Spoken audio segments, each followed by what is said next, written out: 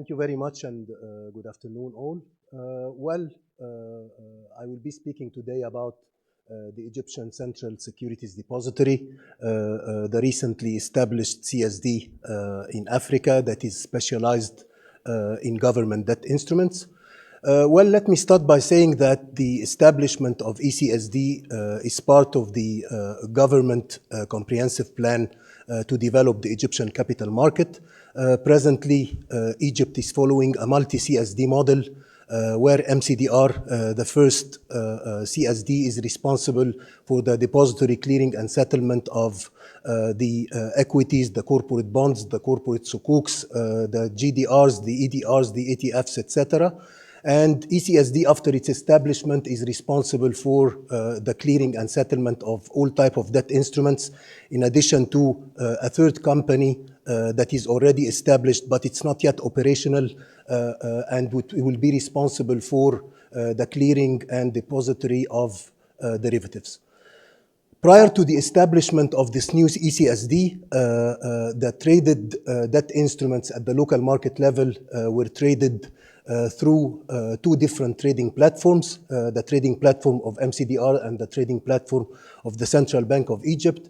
And that's why one of the main objectives of establishing this new CSD was to gather these instruments, specifically the debt instruments, under one trading platform, and of course to work as much as possible based on the existing rules and regulations to unify its related treatments in terms of settlement, asset servicing, and taxation, the matter that led to many key benefits at the local market level.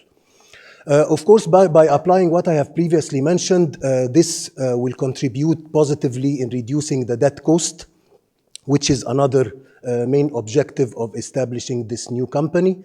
Now, for the first time in the Egyptian market, now all executed trades related to all type of debt instruments are executed through the Egyptian Stock Exchange trading platform, making, of course, the market more transparent and, most importantly, making the market yield curve more accurate. Now we are acting in the Egyptian market as the central tax agent on behalf of the Egyptian Tax Authority for all type of debt instruments. This means that presently all the related collected tax amounts are sent or delivered to the Egyptian Tax Authority through the Egyptian Central Securities Depository instead of 38 banks prior to the establishment of this new company, which improved significantly the tax collection process at the local market level. Being the government arm, of course, this is for the time being encouraging the Ministry of Finance to launch locally some new product for the debt instruments. And presently there are many discussions between the Central Bank of Egypt and the Ministry of Finance to launch sukuks and green bonds for the first time at the local market level in Egypt. I think also after being fully operational, I think this is the right time now to reopen the discussion with the ICSDs, Euroclear and Clearstream. I think now this is a better time to start the discussions in order to find a kind of middle ground to see how their direct link model could be applied in the Egyptian market without changing the model that we are presently following. But I think this will take some time. In terms of enhancements, I think one of the main enhancements we've succeeded to achieve was increasing the number of the Egyptian banks that are licensed to deal in the secondary market of the debt instruments in Egypt. The number was increased from 16 banks to 32 banks after the establishment of this new company. And presently, there are discussions with the Financial Regulatory Authority in Egypt in order also to allow the brokerage firms to act as direct participants in the secondary market of the debt instruments.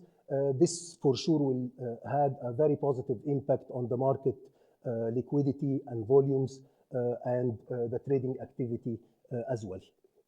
Now, for the first time in the Egyptian market, we are having a unified settlement cycle for all type of debt instruments. The settlement cycle presently is from T+0 to T+5. This is for sure making the market more flexible in terms of trading, especially for foreign investors due to the time differences, as well as enabling also the international broker dealers to be able to close their back-to-back trades at the same day without being forced to wait for the next day in order to close these transactions. Coming from the custody side and working for global custodians for more than 30 years, I think this helped a lot when we were working on developing the new trading platform for the debt instruments. We've tried as much as possible, of course, to solve the existing issues based on the old used model. We are now, of course, having the SWIFT messages as our main mean of communication, incorporating SWIFT message confirmations and notifications for settlement and corporate action events. Now we can say that we are having a real-time clearing and settlement process through a true DVP model that is automatically linked with the Central Bank of Egypt RTGS system for the first time in the market. We've also developed a new full automated taxation module for tax calculation, for tax collection, for reporting based on the tax authority requirements, and also handling the tax refund process for the foreign investors. Also, and based on the requests of the Egyptian banks, we've also developed a kind of comprehensive new reporting tool for all type of debt instruments for the first time in order to support their day-to-day activities as well as their reconciliation process. In terms of advocacy efforts, I think let me start with taxation, which was considered one of the main issues foreign investors were facing when dealing in the secondary market of the Egyptian debt instruments. This is related to the reduced rates or the exemption based on the double taxation treaty agreements between Egypt and the different countries. The tax refund process was very complicated, was taking too long, and was not clearly identified. And after many discussions, we've succeeded to sign a kind of MOU with the Egyptian Tax Authority, as I mentioned, appointing us as the central tax agent for the first time in the market for all type of instruments. This gave us the opportunity to simplify and to enhance the already existing tax refund process, and that helped a lot solving many issues with the foreign investors. This is the first part. The second part is related to the timing of applying these reduced rates or these exemptions. Based on this MOU, we already granted the foreign investors a grace period of 3 months from the beginning of each year till the end of the first quarter to provide the needed documents to the tax authority to receive these reduced rates or these exemptions. But the good thing is that during this grace period, we will be applying the reduced rates or the exemptions based on the foreign investors' approval for the previous year and not the default tax rate, which is closing this issue once and for all. Another important thing is related to the dormancy and the reactivation process of the securities accounts at the local market level. Also, this process is presently for the first time managed through the Egyptian Stock Exchange, and we also succeeded to expand the reactivation process to be every 2 years instead of 1 year. Also, we've been working with the regulator in order to reduce the requirements for the license granted to the Egyptian banks to get the custody license also for the secondary trading in the debt instruments. That helped also increasing the number of custodian banks presently to reach the level of 33 banks. For the first time in the Egyptian market also, we've been working with the Central Bank of Egypt closely, and we issued for the first time a clear repo framework for all type of repo transactions, and we have also availed the execution of all type of repo transactions for the first time through the Egyptian Stock Exchange trading platform. And the good thing is that after the establishment of this new company now, the Central Bank of Egypt is accepting not only treasury bonds, but also treasury bills as a collateral for the credit facilities provided to the Egyptian banks. Finally, as I mentioned, a new company is established for derivatives, and you know that a CCP is needed for its operations. So presently, we are in discussions with the regulator in order to include all type of debt instruments under this new CCP framework. The reason, of course, is to alleviate the counterparty risk and to reduce the number of the failed trades at the local market level to the minimal. But we are still in discussions because we need to ensure that the related accompanied costs will not hardly affect the cost of the transaction execution at the local market level. On the 29th of September, we have completed our first year fully operational, so we are still having a lot of work to do, implementing, of course, our new ERP system. We will continue working with Thomas Murray on our public rating and our compliance with the PFMI IOSCO principles. And for sure, we will continue working on the development that we will be doing on our platform in the coming period. And we are having a plan for development till the end of 2025. So that's it from my side. Thank you very much. Mr. Yasser ZAAZAA for your presentation. And now I'd like to invite our second presenter, Mr. Birahim DIOUF, Chief Executive Officer at Dépositaire Central. Thank you. Do you want some help using the slides? Yeah, thank you. Yep, but, Two slides. are you okay? Thank you very much. First of all, I want to thank the CEO of MKK and the President Abdullah for this beautiful gathering. And for me, it's my first visit in Istanbul. Very nice city. I had a chance to went through various documentaries, movies, and about Turkey. It's a very beautiful and big history and long history. Thank you very much, CEO. So I have the opportunity to share with you our common experience in terms of, let's say, not integrated market, but a common market for 8 countries. Next slide, please. The CSD of West Africa is based in Côte d'Ivoire. I don't know if it's working.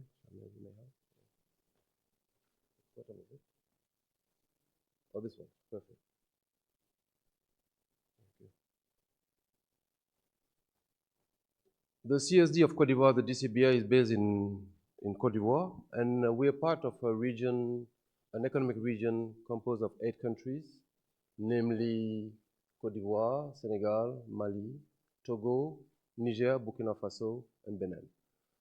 We share a common currency, CFA, pegged to the euro. We have a let's say, a sovereign contract with the France Treasury regarding the stability of our currency. It's a region with 130 million of people, with a GDP of 160 billion, good positioning in the west coast of the continent.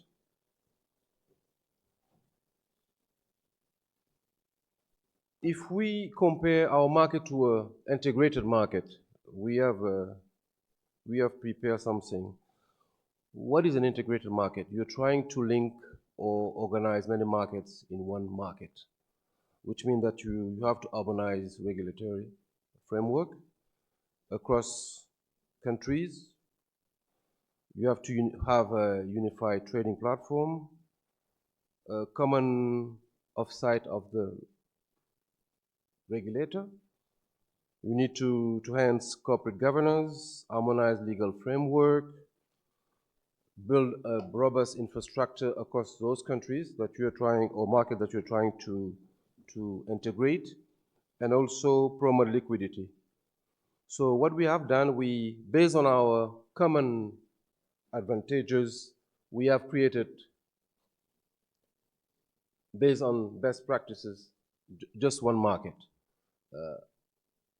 with the same framework, with at the top regulatory body, which is the IMF, and the regional stock exchange and the central depository, which means that we complying to best practices in terms of market framework, capital market framework, and organization.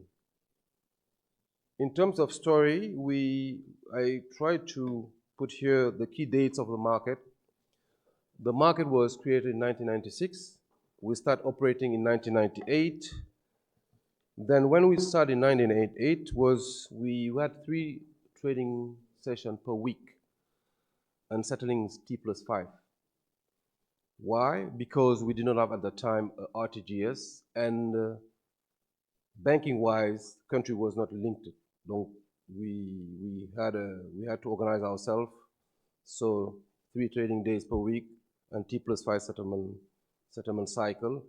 In 1999, we started a decentralized trading, which means that at the beginning, orders was coming by fax and manually to the head office, and we were here keying the transaction.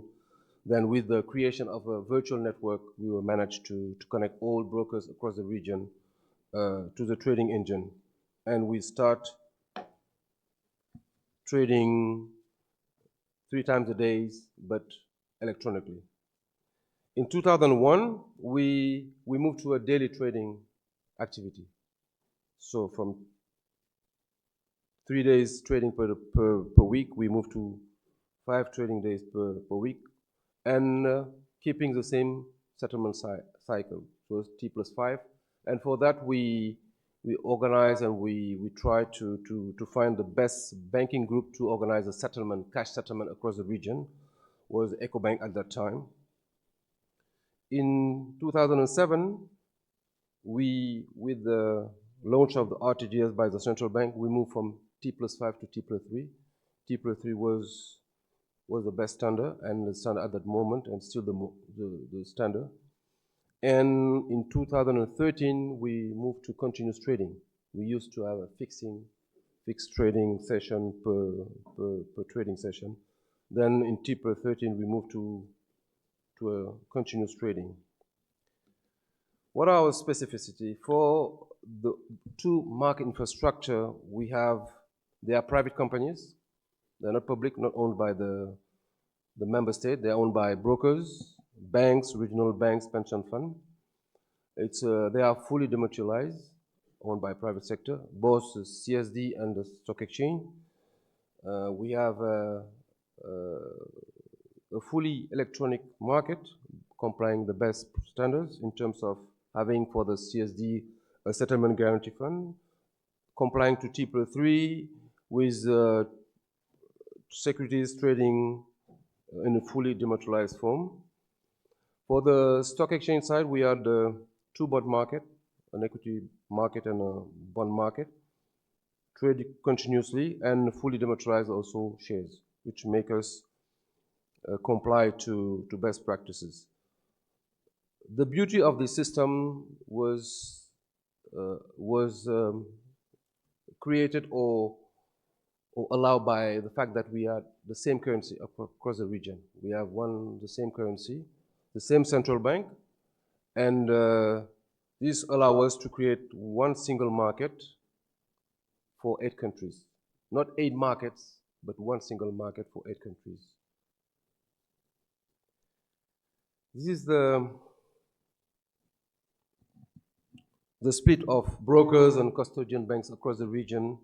As you can see, we have a concentration in Côte d'Ivoire, where most of the brokers are based, because of the fact before we start the regional stock exchange on CSD, Côte d'Ivoire had their own stock exchange from 1974 to 1998, and they decided with the region to put all their counters in our regional stock exchange, closing the local stock exchange.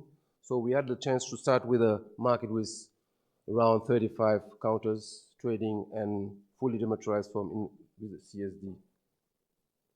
As a CSD, we offer the same product and services, centralized custody, settlement at the regional level, management of settlement guarantee fund. We are part of ANA, and we issue ISIN codes and numbering codes across the region, and we provide corporate actions, interest payment, reimbursement, because we have bonds listed on our stock exchange, and we manage OTC transaction and transfer across the market.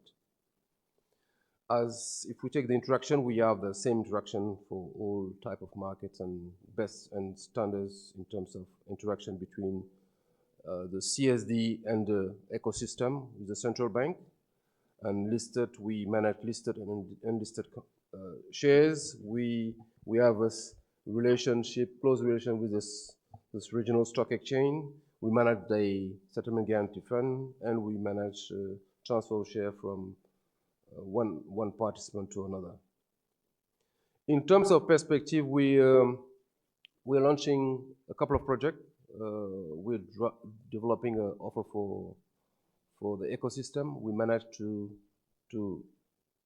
have a deal with SWIFT for the market, which allow us to secure the messaging system across the market participant and with the central bank.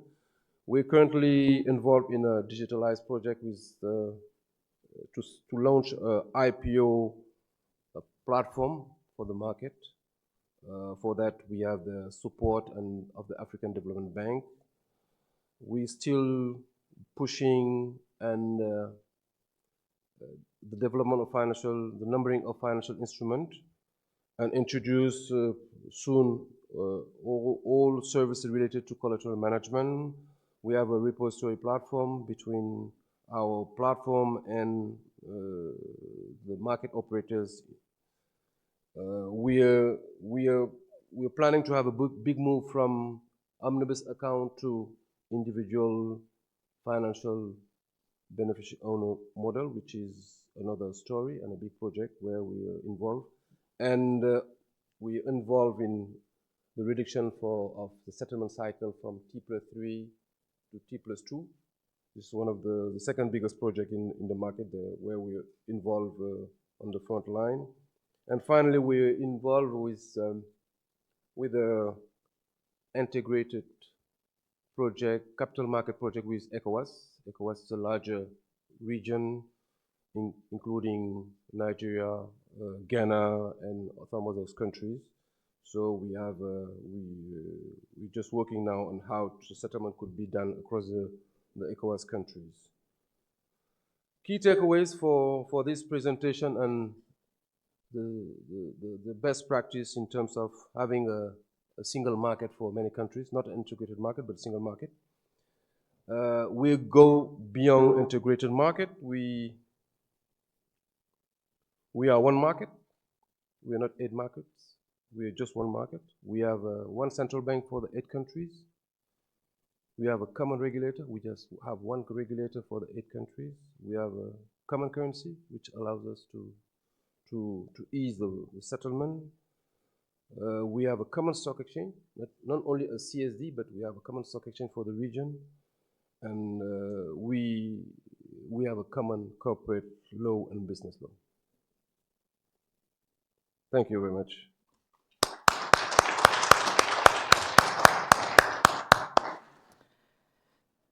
Thank you for your presentation, Mr. Birahim DIOUF. Now I'll invite our third presenter, Ali KIRALİ, Chief Executive Officer of Turkish Mercantile Exchange.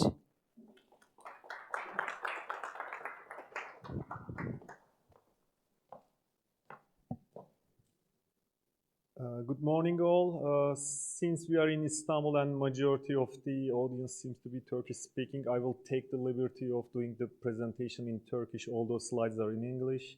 but more than happy to answer any questions in English if not well understood, and I leave the translation to the trusted hands of our translators above. Thank you.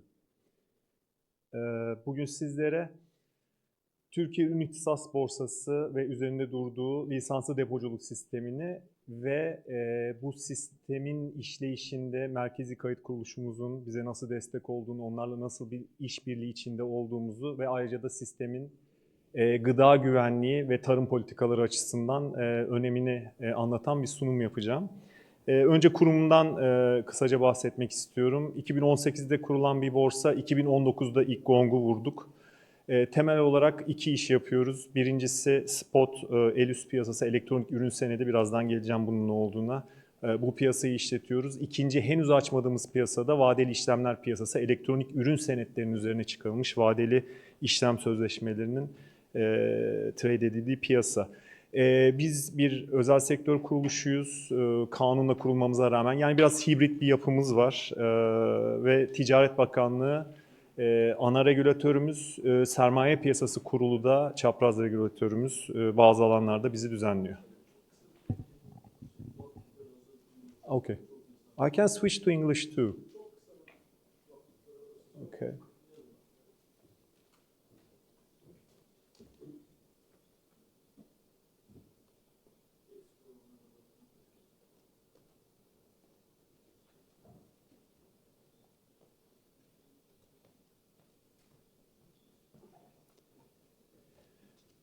Sistem borsamız ve paydaşlarımızdan oluşuyor. Paydaşlarımız kimler? 112 tane ticaret borsası Türkiye'nin bütün illerinde ve bazı ilçelerinde yatırımcılarımızı kaydediyor. Bizde işlem yapabilecekleri kaydediyor. 221 tane lisanslı depo var. Bu depolardaki ürünler borsamızda işlem görüyor. 221 lisanslı depo işletmesi var ama bunların 300 lokasyonda depoları var. Yani bütün Türkiye çapında 300 depodaki ürünler borsamızda işlem görüyor. 240 bine yakın yatırımcı var. Şu anda doğrudan borsamıza emir verip alım satım yapabiliyorlar. Aracılık sistemi yakında devreye alacağız. Borsa İstanbul tarafındaki gibi bir süre sonra sayısı çok daha az olan aracılar vasıtasıyla emirleri iletmeye başlayacaklar. Şu anda 25 tane aracı kurum ve banka bu takas ve saklama işini piyasamızdaki gerçekleştiriyor. Bu elektronik ürün senetlerine geri dönecek olursak bu nedir tam olarak, bunu bir açıklayalım ki merkezi kayıt kuruluşumuzun buradaki en büyük desteği, sistemin temel taşı olarak bu elektronik ürün senetlerinin üretilmesinde ortaya çıkıyor diyelim. Elektronik ürün senedi, bu bahsettiğim Türkiye çapındaki 300 depodaki ürünler bu depoya girdiği zaman depolarda ikili bir yapı var. Bir yetkili sınıflandırıcı ürün depoya geldiğinde, çiftçi ürününü hasat edip depoya getirdiğinde öncelikle bu lisanslı sınıflandırıcılardan bir analiz yaptırıyor ve ürünün cinsi, sınıfı neyse burada belirleniyor. İlk kayıt bu analizin merkezi kayıt kuruluşu tarafından kayda alınması ve bu analiz sonucuna göre bu ürünün üzerine elektronik bir sertifika çıkarılması. Bu elektronik sertifika bir aizin aslında, bildiğimiz kod, bütün menkul kıymetler için dünya çapında kullanılan ve burada ürünün sınıfı, cinsi, bütün her şey burada kayıtlı, miktarı.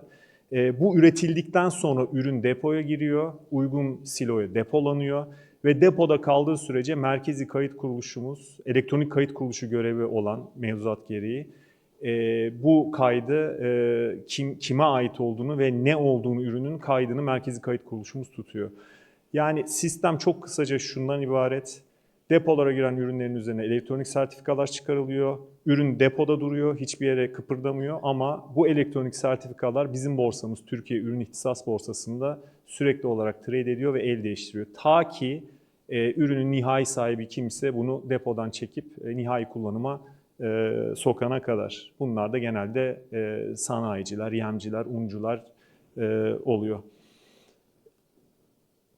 Lisanslı depolar az önce söylediğim gibi 300 tane ülke çapında.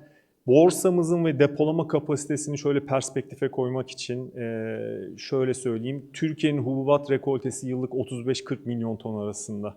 Lisanslı depo kapasitemiz ise 12 milyon tona ulaştı. Yani yaklaşık %30'u Türkiye'deki ürünlerin lisanslı depolarda depolanabiliyor ve de borsamızda işlem görüyor. Yani bu Türkiye Ürün İhtisas Borsası'nı Türkiye'nin zaten tek ulusal tarım borsası, aynı zamanda da işlem hacmi olarak en büyük tarım borsası haline getiriyor. Dediğim gibi 2019'da kurulduktan sonra pozitif bir döngü yakaladık lisanslı depolarla. Çünkü biz likidite sağladıkça daha çok insan sisteme ilgi duyup depolara ürün getirmeye başladı.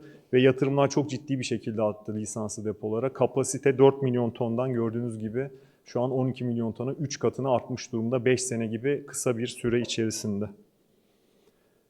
Az önce elektronik ürün senetlerinin nasıl üretildiğini ve MKK'nın buradaki rolünü kısaca anlattım.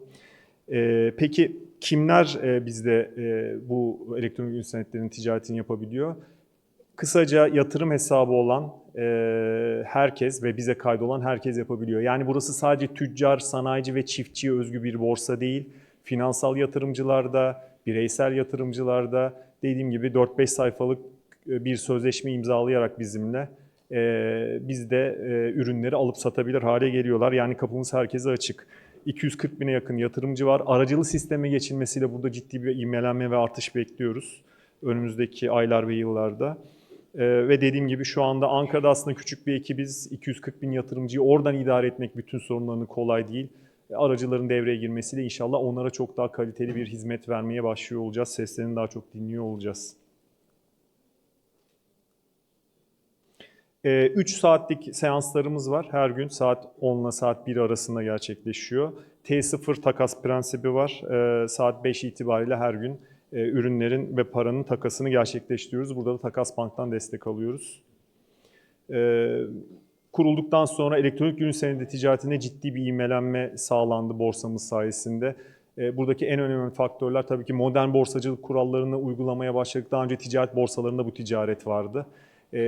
Ve en önemli ikinci unsur da az önce bahsettiğim pozitif döngüyü yaratmış olmamız, lisanslı depo kapasitesinin de ciddi artmasıyla kurulmadan önceki 5 yılla kıyasla 27 kat son 5 senede elektronik ürün ticareti, elektronik ürün senedi ticaretini Türkiye'de arttırmış bulunuyoruz. Burada bir diğer bizim için başarı kriteri özel sektör bunun ne kadarını yapıyor.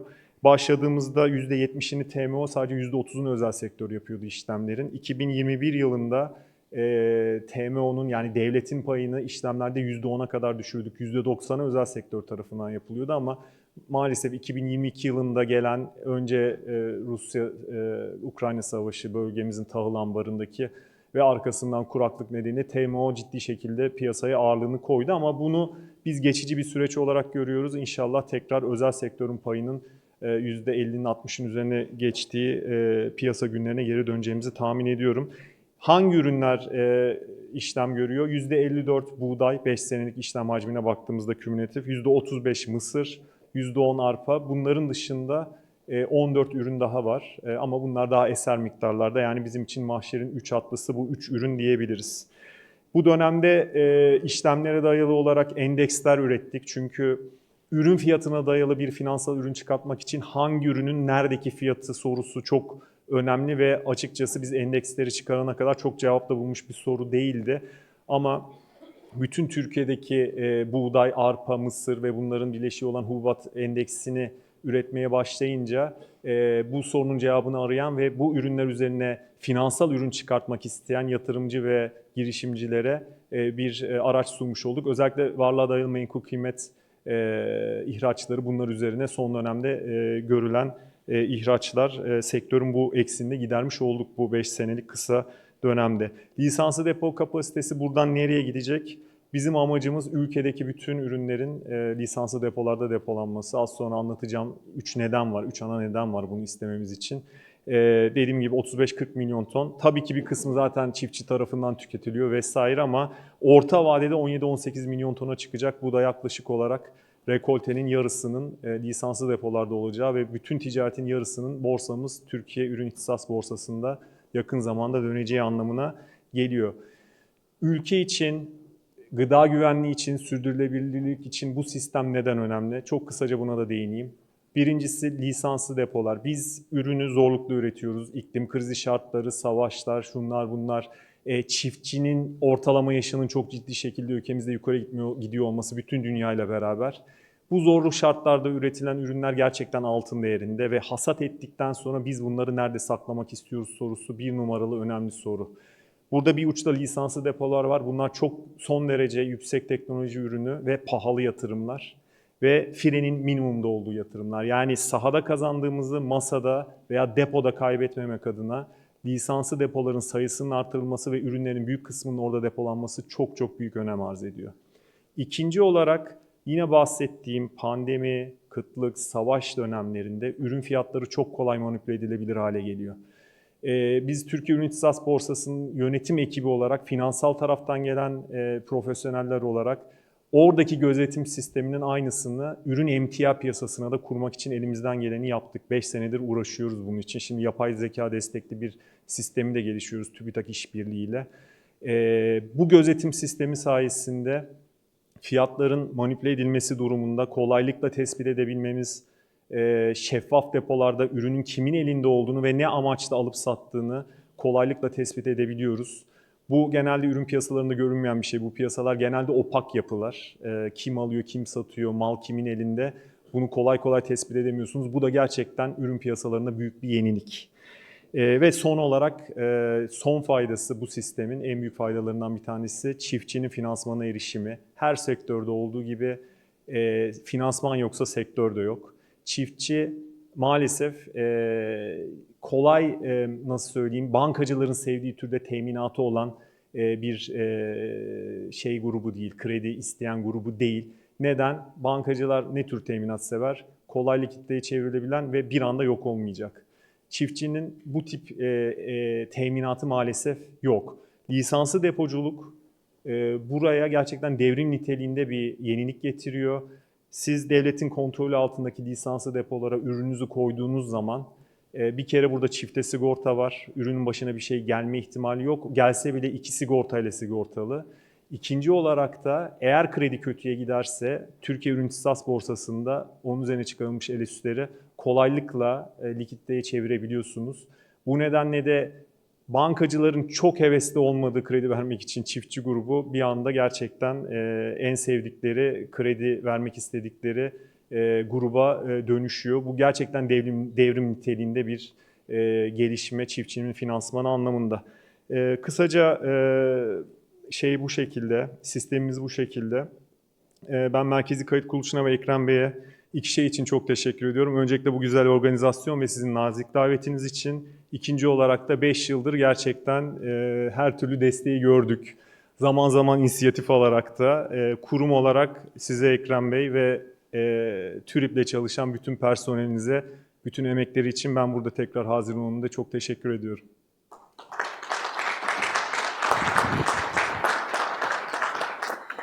Thank you very much to Mr. Ali KIRALİ for his presentation. Up next, we have Mr. Zafer MUSTAFAOİLU, the Deputy General Manager of Halk, Yatırım, Menkul, Değerler.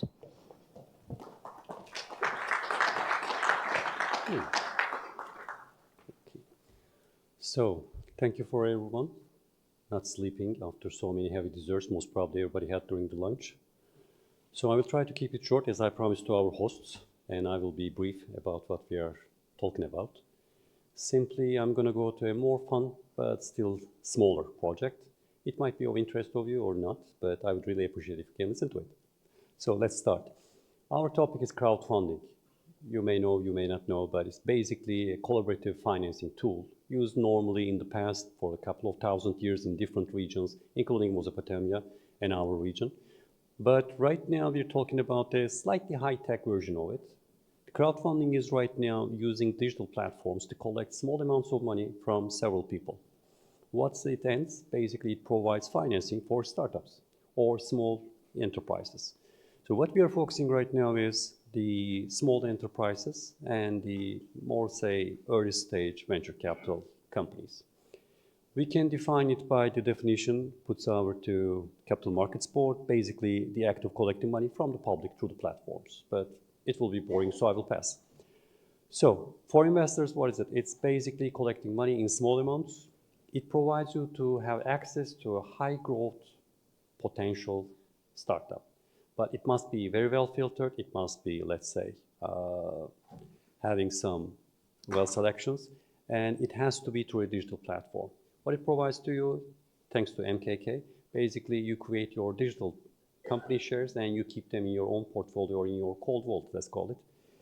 What it provides, in our case, it supports the employment, high valued exports, because we only focus on the deep tech. And then, of course, you have the development, let's say the share of the welfare. For the startups, it's actually much more plain vanilla. It provides a fast funding. Then it provides you awareness in the market and access to larger client or investor base for the subsequent rounds. We are the only country, most probably in the world, using a centralized system for crowdfunding. Thanks to MKK services, we'll be able to create the shares digitally. We're able to transfer the money digitally through Takas Bank, and then we can basically control everything through this digital footprint.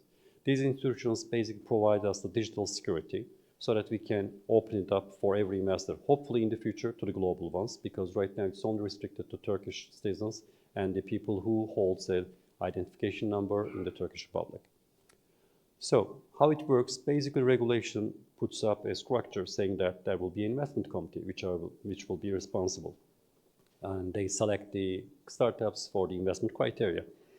Then you have the follow-up of these companies. Basically, when you invest into money, into a startup, you will not be able to track your money, how it will be used, when it will be used.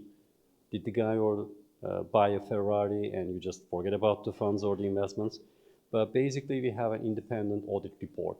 Where the money goes, we follow. Oops. And then we have the independent audit for the 5 years. Simply put, the Capital Markets Board announces a list of auditors, and then you have to select as the startup.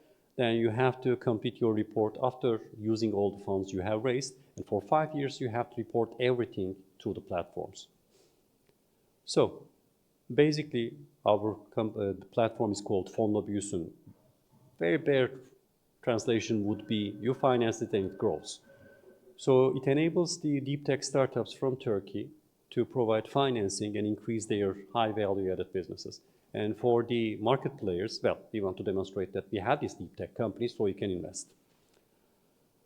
We focus on a couple of key pillars. Basically, we only go for the companies who target the global marketplace. We don't go into any local companies or regional companies. We want them to be B2B focused, no consumer products. They're basically very fast changing, very volatile customer type that we don't like as the investors. And we prefer companies providing innovative engineering solutions and or industrial services. So the last thing, maybe everybody likes the word sustainability, but for us, it's basically financial. We like sustainable companies that provides cash flow at any point in their timeline. So then we want to focus on the lowest risk, which is we don't want the R&D financing. We want to finance the scale up. We want to finance the growth. That's where we can make money, so our clients and the investors. How it works through the, I think the diagrams, it's much easier. Well, MKK and Takas Istanbul basically our best partners because they are the gateways for our startups, for investors. Either it might be an entrepreneur, just a person or a group of people, or the company, or investors. It might be institutional, it might be personal. And there's another layer actually we didn't talk about. How do we find these companies? We basically focus on the best hunting area, the technical universities in Turkey and their technology transfer offices or their technoparks, which are basically technology development areas, especially incentivized by the tax supports. So we have right now a couple of them, but 10 or 15 are waiting for me. I think my colleague can tell it better. So until now, what we have done, a bit little. So we had 7 companies financed, and their financing rounds in total is $1.6 million only. And number of investors, well, 10,000 of them, but we hope to develop it very fast. Just to give you an example before finishing, what kind of companies do you focus on? Well, one of them is training the spine surgeons. Whenever you have a back pain, for which all of us working in the offices, you always have back pains, neck pains and everything, you want to find a good surgeon, right? If you want to go a surgery, because they will cut you and open you up. You will basically allow them to touch your spine. But remember this, out of 100 type of surgery techniques, they grade basically 30% of them out. So whenever, indifferent from the country, it's Germany, US, Japan, Turkey, Russia, it doesn't matter. They basically graduate without knowing the last 30. And they have a very, let's say, archaic way of knowledge transfer because they have to watch their professors from their back during the surgery, the live surgeries. So what these guys do, basically they created a 360 degrees digital twin of a human body, bones, tissue, you name it. And they can basically show every kind of rare patient type, every kind of operational problems and everything in the visual sections with the support of the virtual platforms. Right now, interested counterparts and working counterparts are, well, Aachen University, Göttingen University, University of New York, University of Toronto, as well as Cornell. So the other guys are collecting the cotton, the residual cotton. In Turkish, it's called afara. So whenever you wear a cotton t-shirt or something like that, you have to know that 5 or 7% of it is wasted on the ground. In order to get rid of it, you either have to let people to collect them free of charge, or you have to burn it. But when you burn it, you lose the soil, because only 50 centimeters of the upper soil is suitable for the farming. So when you burn it, you can forget the next year's harvest. So these guys create a visual recognition technology in terms of the visual recognition, plus artificial intelligence support, and of course the hydraulics. In this case, more pneumatics. And they're collecting residual cotton from the ground. So what it means, well, in Turkey it's $120 million. Globally, it's $3 billion. But more importantly, it saves 5% of the water. Remember that hundreds of liters of water has to be present for production of just 1 kg of cotton. So that ends up. And the upcoming campaign, well, this is for the food again. So we're looking for the soilless farming systems in the greenhouses. And this company is producing the robots, the hardware, and the software to let you know as a balance sheet how many or how much product in your greenhouse you have to send to Albania, to send to Russia, or to UK, because they know exactly when they will be ripe, if they have a disease or not, and how can it be basically get rid of. So, thank you.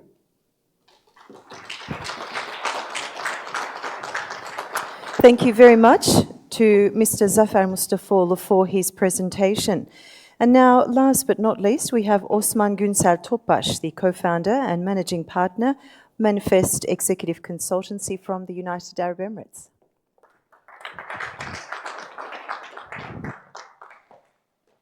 Well, good afternoon all.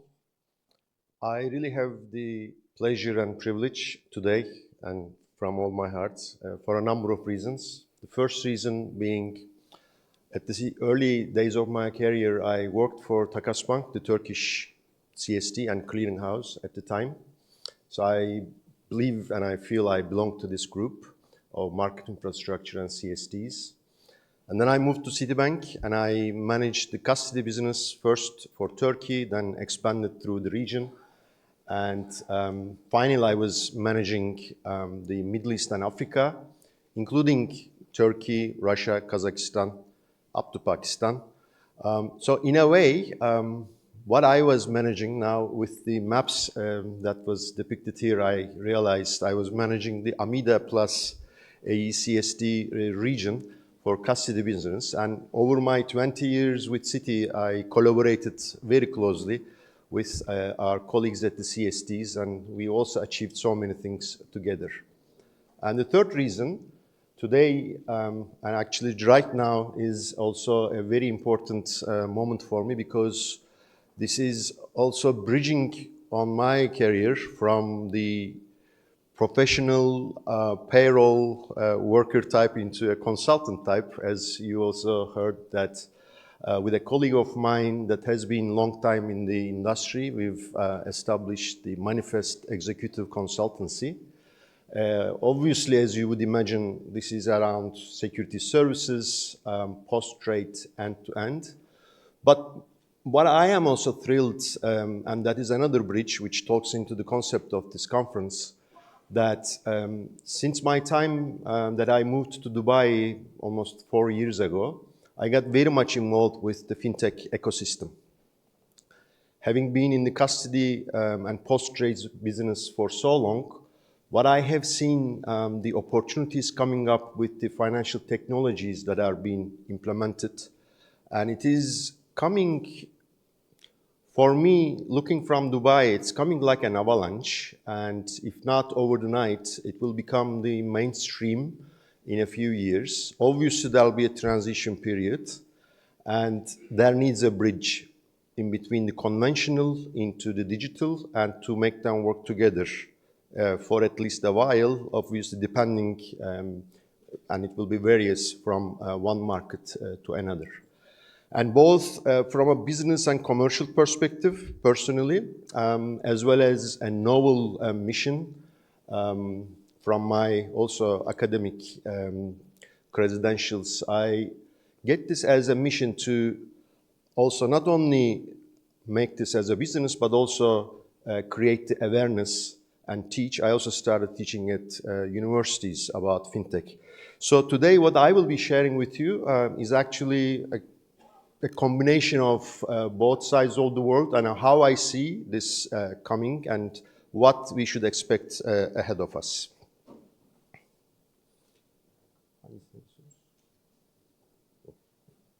Okay. So I think you've heard last 2 days many times that financial technology is here and it is transforming the financial services. Yes, it is.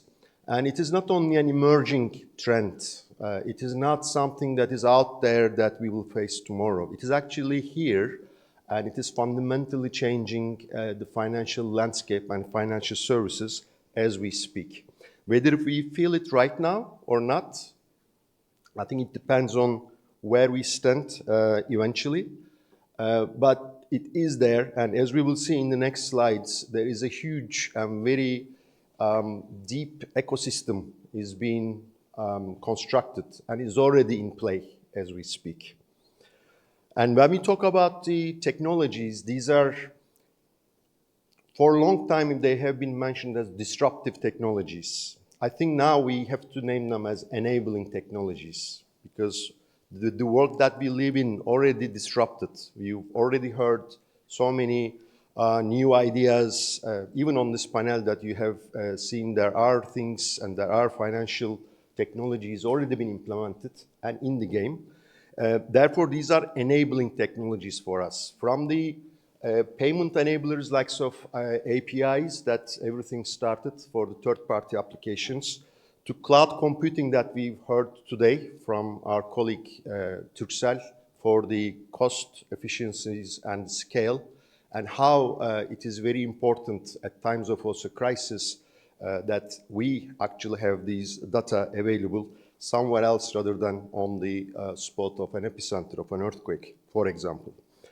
And AI and machine learning, I believe most of us are engaged with ChatGPT in some form of or another. And in our friendly conversations, we are also touching base regarding the challenges and the risks of AI. But actually, it makes our lives easy, and it enables so many things for us. We will also see for the CSDs, and we've already heard about AI and its usage over this panel as well. Then comes the distributed ledger technologies and blockchain. 4 years ago, when I first heard about it, and it was actually 10 years late hearing about it because everything started in 2008 with the launch of Bitcoin blockchain. And often we are also a bit fooled thinking Bitcoin only as a cryptocurrency, but it actually is a blockchain. And the whole blockchain concept has been launched by Bitcoin itself at the time, 2008. And the fintech's use of DLT actually picked up from 2014. And as we speak now, when you are in the fintech ecosystem, it is very difficult to understand the language. Also the generation is a little bit different than our average of ages here. But again, we have to learn a new language. The good news is, as we have heard, both AECSD and AMIDA are 20 years old. So this is Generation Z and easy to adapt to the new realities. And in terms of the fintech areas, these are specialized areas. I listed mainly 4 of them. And every day there is a new XXX tech being devised and defined and put in place. But PayTech, this has been the most widely used and longest time used of the technology. And you would remember PayPal from the early days of internet. So that was, interesting enough, that was also Elon Musk at the time, one of the founders of PayPal. So it started with likes of PayPal, and every day also there is a new payment enabler, payment technology. And these are becoming also unicorns. And these are not only just one company that serves the globe, these are as well local companies that have been established and flourishing. Then comes the wealth tech. I think this will get into our lives more often, more so as investors and users. And that is actually to provide and make it accessible, the wealth services, which has been only available for the high net worth individuals. But now with the fractionalization, with the other technologies like blockchain, now it is also much more accessible, both with AI and blockchain.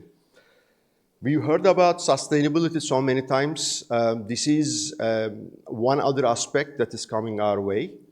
And I think it is not only something that we should be eagerly involved. I think this is something that we would be implementing as CSDs, because in some form of or another, either our clients will be asking this or the regulators will be mandating the CSDs for the sustainability reporting and the monitoring. This will be also coming our way. Now the other piece is cryptocurrency and digital assets. For, again, last 4 years, I purposefully avoided using cryptocurrency at Citi, because whenever I said crypto, people were turning back and then walking away. Therefore, I prefer to use digital assets instead of crypto, despite the crypto concept is also the underlying factor of the cybersecurity of the whole concept. But again, digital assets and the tokenization, that brings a vast amount of opportunity ahead of us and expectations, as we will see when the investors and your clients will be demanding these assets to be serviced, then this would be the time that we need to be prepared. Now, looking into the CSD specifically, obviously significant changes are coming, and that's on our way, with regards to also expectations from the investors changing, and the whole industry moves beyond the traditional processes. So whatever we have been talking up until 2-3 years ago for the last 15-20 years has drastically changed past 2-3 years in these conferences.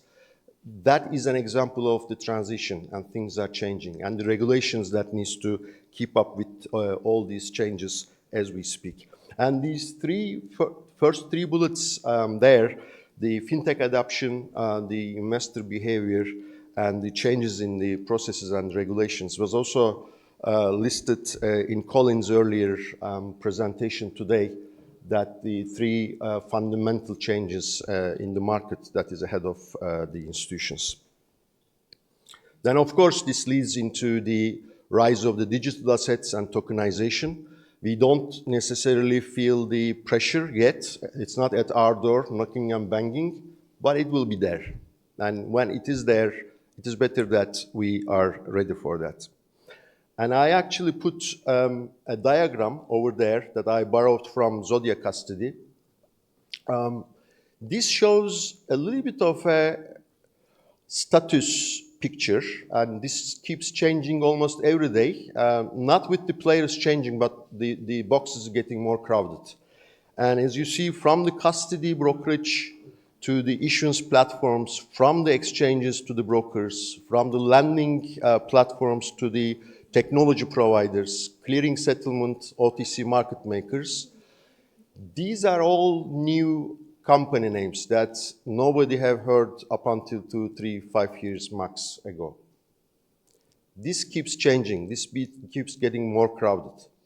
I think what is most relevant, which is ringing the, if not the alarm bells, but a wake-up call for all of us, is now the establishment of private CSDs. And this actually have come to my attention over this summer, as I was also preparing the content and getting prepared for the advisory consultancy and talking to too many parties, obviously from the various parts of the industry. I realized that at least 2 private CSDs, to my knowledge, there may be more, but I actually also had chats with both of them. One of them is Montis. It's a subsidiary of Archax, which is also a tokenization platform, Archax.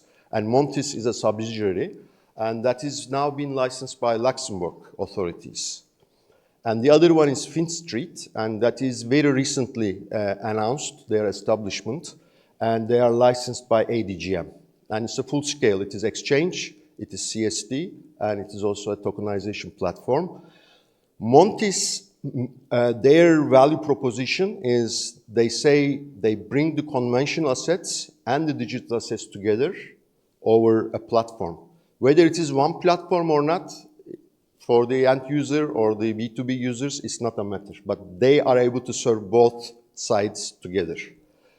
FinStreet, their value proposition is to serve the private assets. So earlier today, it was also mentioned the alternatives being so much important to be able to serve. So the traditional assets that we have been serving, the bonds and equities so far, will be drastically and exponentially changing both with the type and then the overall amount of the value of asset under custody needs to be drastically increased with an avalanche of the new asset classes coming in. Earlier yesterday, at the presentation of the new instruments presentation, there was a number that was given that today the digital assets value that is existing is 1.5 trillion, and by 2030 it is expected to be 16 trillion. More importantly, only 4% of that was equities, listed equities. So therefore, there is an avalanche of new assets coming in that would be required the services of the CSDs. So then, in this new paradigm, what needs to be done? Obviously, with the new entrance into the market and with the competition that some of us will feel earlier, maybe some earlier than the others, but we really need to innovate and not to left behind. And innovation cannot come from only the CEO or cannot come only from a few executives. Because whatever we are talking about here, the financial technologies and their impact, it's something that we need to imagine how we can use them. It's not just a technology that's been implemented instead of another technology. I also had the chance to discuss with some of you. It's not just changing your system from the old one to the new one. This is a whole new paradigm. I don't want to use the analogy, but I have to. It's like when Tesla as a car was being designed, what should we do if we were to do a car from scratch, right? That blockchain and DLT and AI gives us the opportunity. So we don't need to force us to think about it. That gives us the opportunity. It's already there, and we will be asked to service the digital assets. So it is a big opportunity window ahead of us to, first of all, have our awareness, develop our understanding, and then create the imagination out of those. Before I close, just one thing I would like to share, the AI and blockchain. It's very interesting that when the companies are asked what would be the use of blockchain for today, for you, 51%, and that's by far the largest response, mentioned that it is actually to work more efficiently with AI. So there is a big correlation in between the two. And I will leave you with, I think I said enough about the importance of what is coming our way. So innovation and the mentality for innovation is the key. And bringing this as a culture to the workforce, our employees across the board within the CSDs, and the executive management having the strategic understanding and the strategic planning ahead for the use of these technologies is crucial. And I think to the extent that CSDs can embrace these financial technologies and design to the future, not only will remain competitive, but will further cement the unique place in each individual market that you are serving. Thank you very much. Thank you very much.